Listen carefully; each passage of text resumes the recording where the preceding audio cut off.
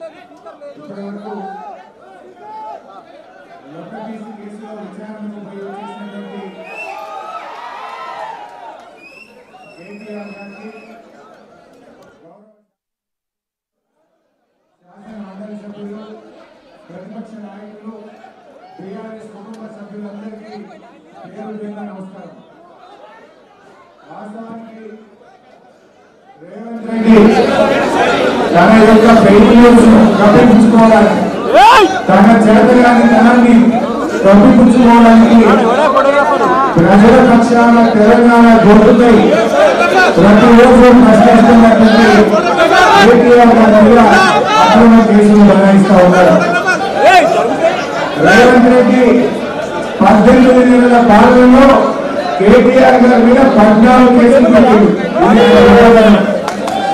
ఈ 18 నెలల పాలనలో నువ్వు ప్రజలకు ఇచ్చిన ఒక్క హామీని కూడా చెప్పలేదు.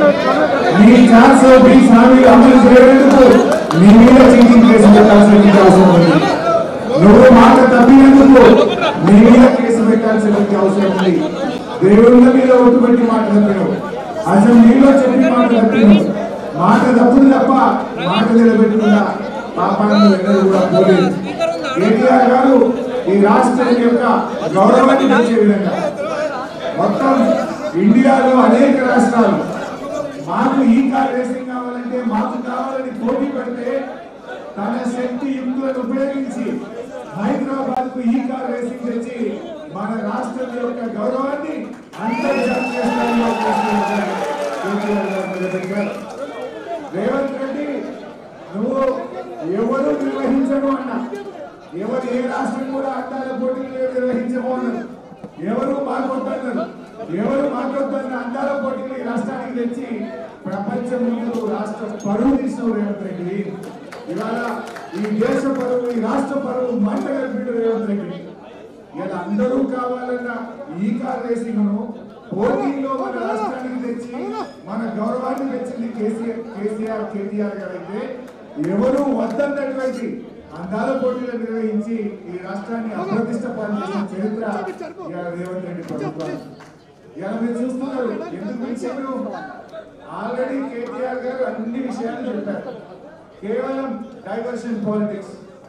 రేపేదో స్థానిక సంస్థల ఎన్నికలకు పోవాలి కనుక కేటీఆర్ గారిని ఇబ్బంది పెట్టు, బీఆర్ఎస్ కుటుంబ సభ్యులను, మా ఎమ్మెల్యేలను, మా కార్యకర్తలను, మా సోషల్ మీడియా యాక్టివిస్టుల మీద కేసులు పెట్టి ఆయన ఏదో అటెన్షన్ డైవర్షన్ చేద్దాం అనుకుంటున్నారు.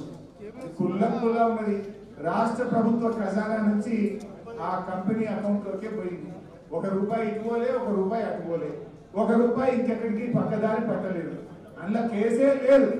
కేవలం ఏంటంటే ఏదో రకంగా ప్రజల్ని మభ్యపెట్టాలని చిల్లర రాజకీయాలకు పాల్పడుతున్నారు. ఎంత దుర్మార్గంగా తయారైపోయిందంటే తుమ్మితే కేసే, దగ్గితే కేసే, పిండితే కూడా కేసే పెట్టాలి. ఇంత చిల్లర రాజకీయం చేస్తుంది. అరే నువ్వు చేసిన తప్పులను ఎత్తి చూపితే, నువ్వు నీ ప్రభుత్వం చేస్తున్న కమిషన్లను ఎత్తి చూపితే, నీ యొక్క అరాచకాలను ఎత్తి చూపితే, నీ లగచర్ల కేసులు ఎత్తి చూపు, లగచర్లలో గిరిజన రైతులకు బేడీలు వేస్తే దాన్ని ప్రశ్నిస్తే ఇవాళ కేటీఆర్ గారి మీద కేసులు పెట్టున్నావు. బిడ్డ నువ్వు ఎన్ని కేసులు పెట్టినా కేటీఆర్ గారు ఒక వ్యక్తి కాదు, ఆయన ఒక శక్తి అని లక్షలాది మంది బీఆర్ఎస్ కార్యకర్తలు, బీఆర్ఎస్ కుటుంబ సభ్యులు కేటీఆర్ ముట్టుకుంటే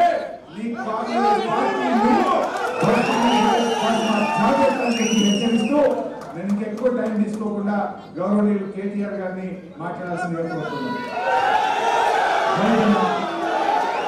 జై తెలంగాణ. గౌరవనీయులు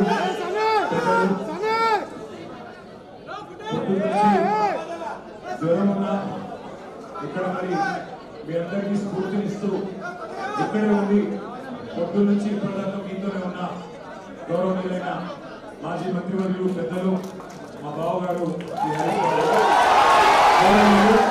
శాసన మండలిలో ప్రతిపక్ష నాయకులు పెద్దలు మాన్యులు నరసింహాచారి గారు, గౌరవనీయులైన ఎమ్మెల్యేలు, గౌరవనీయులైన ఎమ్మెల్సీలు, గౌరవ ఎంపీలు, అదేవిధంగా గౌరవనీయులైన వివిధ నియోజకవర్గాల ఇన్ఛార్జీలు, అదేవిధంగా ఈరోజు మరి